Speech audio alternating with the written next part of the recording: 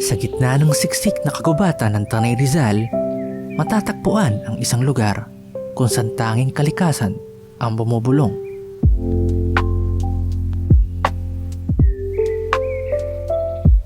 Malayo sa ingay ng syudad, nakatago ang isang mundo na tila hiwalay sa lahat.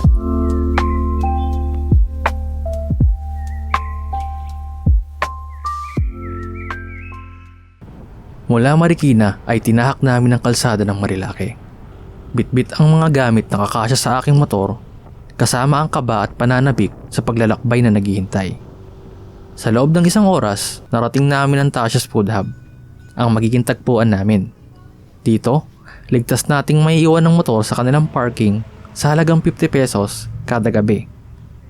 Mula rito, susunduin tayo ng kanilang caretaker na siya nga alalay at maghahatid sa atin sa mismong cabin. Yon. Ikaw, boss, magmumotor ka papasok doon. Ah, Hanggang dyan lang naman po sa may bungad pero maglalakad na po tayo baba. kunyari lang bigla kami may kailangan bilhin. Di lalakad kami papunta dito. Depende po sir kung kayo po ang bibili o Pwede ka namin utusan. Opo. May bayad lang. Okay, sige.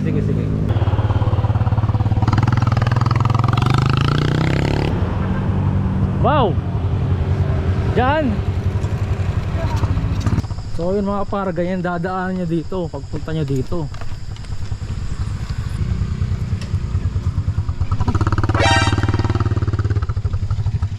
May ahas pa. Tubig po! Dito na lang po. Doon na po sa may motor. Okay. Boss, may tubig kayo? Magkano po yan? 150.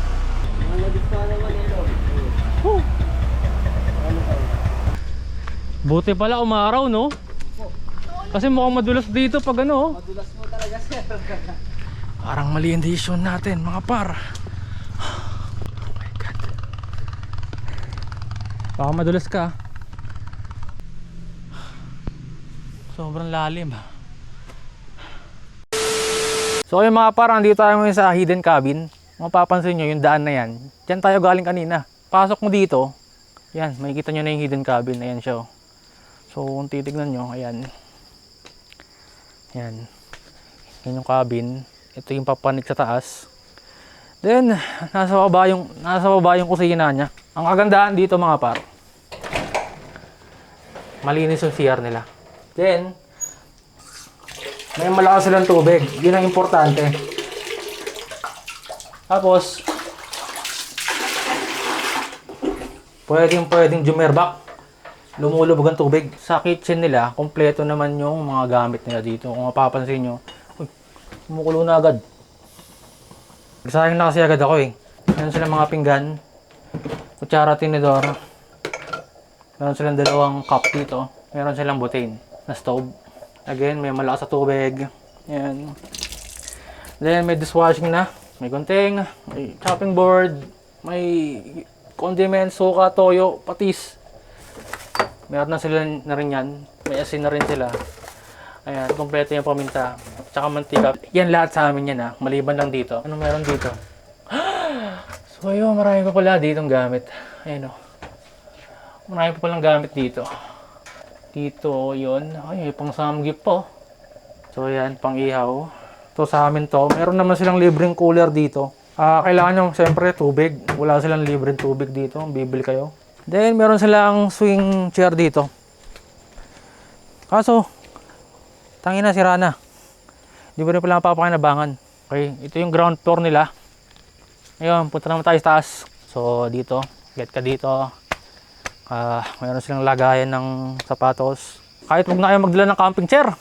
Meron naman silang dalawang ratan dito na upuan, palinis din. Tapos isang dining table. Sakto pag kumain kayo dito, ayan, kitang-kita nyo yung bundok ng Sierra Madre. So yan yung cabin mga boss. Bedroom tour. Anong meron dito? Ba't ganun? Ang hirap buksan. Ito na. Okay. So yun, meron naman silang libre. Meron silang electric fan dito na saksakan. Side table. Tapos siyempre yung isang double bed. Tapos ano to, may bintana dito Ay, peke. Meron naman silang patungan ng mga gamit dito and mga hooks para sa mga damit. Very simple, pero malinis naman. Ngayon mga parang mahirap lang dito. Pag may nalimutan kayong gamit, hindi nyo kakayanin bumalik doon, promise. Mapapagod kayo, kaya kailangan nyo magpabili kay kuya. Ngayon may bayad na 200 kada utos. Kaya kung sa inyo, bago kayo pumunta dito, dapat alam nyo na yung gamit nyo, kompleto na. Okay, check lang natin yung sinasayang natin. Oh my god, parang mali yung ginawa ko. Tama yan. Hindi ako laking rice cooker. Ito, napansin ko. Meron pala silang pang bonfire dito. Ayan, oh. Yun, oh. Dito lang sila sa gilid ng cabin. Grabe, masukal talaga dito, no? As in, isolated. Kayo lang nandito. I could be anywhere, doing anything, seeing anyone, but why are you in my head? Now I second guess every second thought where the setup is for how your name gets involved. But I'd rather be with you. Oh, I'd rather be with you.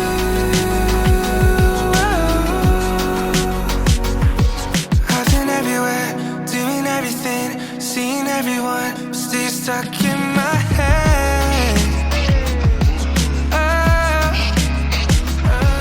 Do I gotta do to get over you? 'Cause I'm not over you.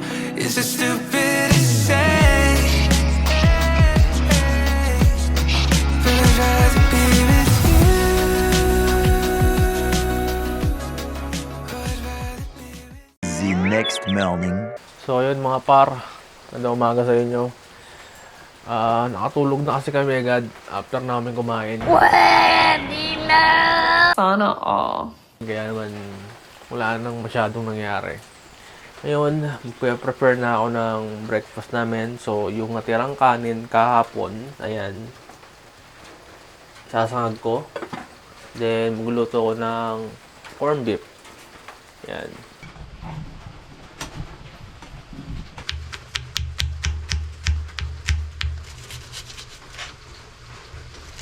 Pag ako nagluluto ng fried rice, gusto ko maraming bawang. Isang buong bawang. So sa mga gantong klase ng kawali, ang technique lang dyan, papainitan mo lang yan. Usually, may kita mo yung ganyang drizzle, yung parang bumubula siya. Kaya din tayo ng konting sibuyas. Kasi medyo marami yung hiniwa ko para sa corned beef. Alam mo na yan, pag medyo brown na yung bawang, tsaka mo ilalagay yung kanin.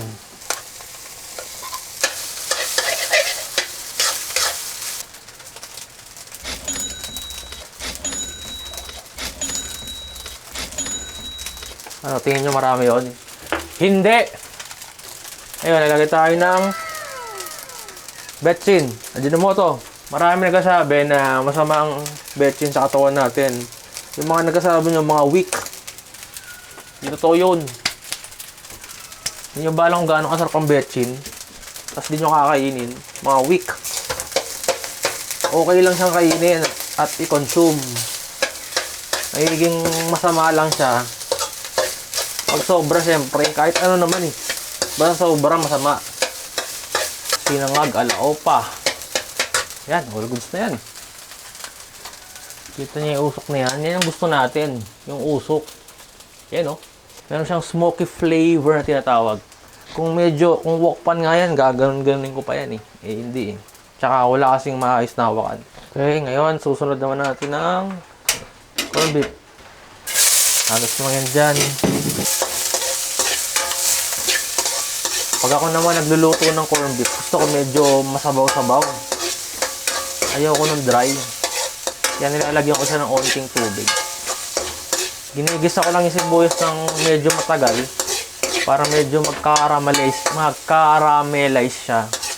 Ngayon, lalagyan na natin to. Mas marami pa yung sibuyas kaysa corned beef. Tawag dyan, sibuyas na may onting corned beef. Kaya ngayon, lalagyan natin ng onting tubig.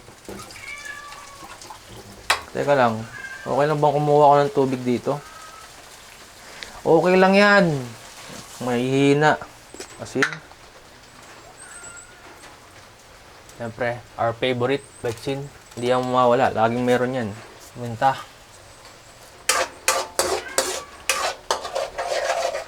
Tikman lang natin. Baka maalat. Kung maalat, lagyan ng tubig.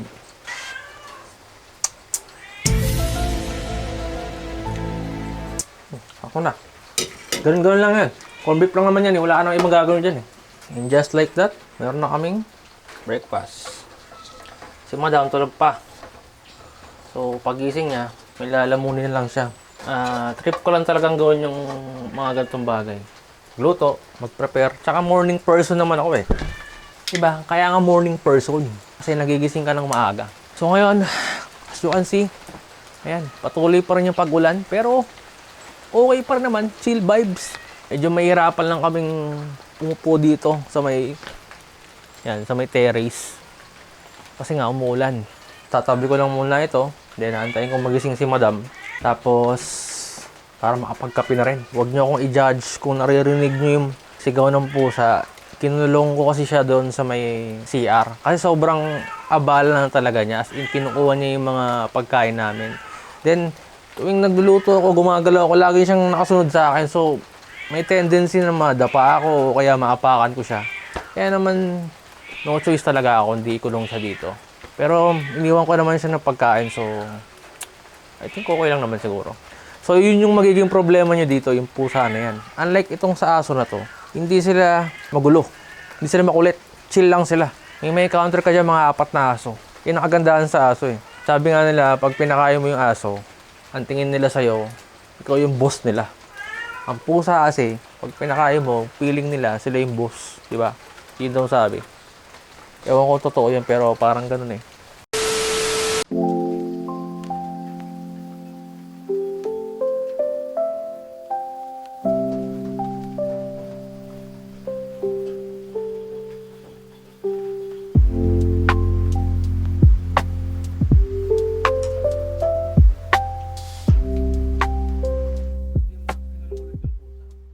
May kape ka. May maganda kang view. Umuulan. If this is not life, then what is this? You know? Sometimes in the morning light, I swear that I can hear you breathe. And if I keep my eyes shut tight and pretend you're next to me, oh, I almost feel like you're here with me. I can feel Papa, you look at there. this. I can feel a thing. It's so foggy. Someday soon, if I'm good and tough, I'll almost feel like almost is enough.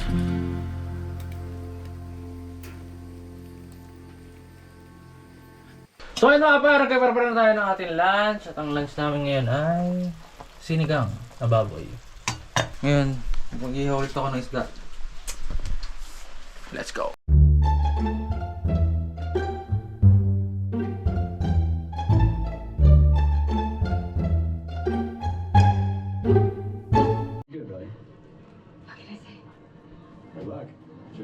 Just math with your feet. They'll never see you coming. This is how we win, right? You got it. Isang mabilis na lunch lang at onting muni-muni ay naghanda na rin kami para umuwi. Siguro yung syempre yung view, yung place, tsaka yung kagamitan, okay naman, kumpleto. Onting kulang lang, yung CR, malinis. Siguro yung pusa, sobrang buwisit, talagang makunguha ng mga pagkain mo, trekking. Siguro dahil hindi lang ako sanay, pero yung 10 to 15 minutes na sinasabi nilang trekking, extreme na sa akin yun. As in, pababa, pataas. Swerte pa kami kasi medyo maaraw.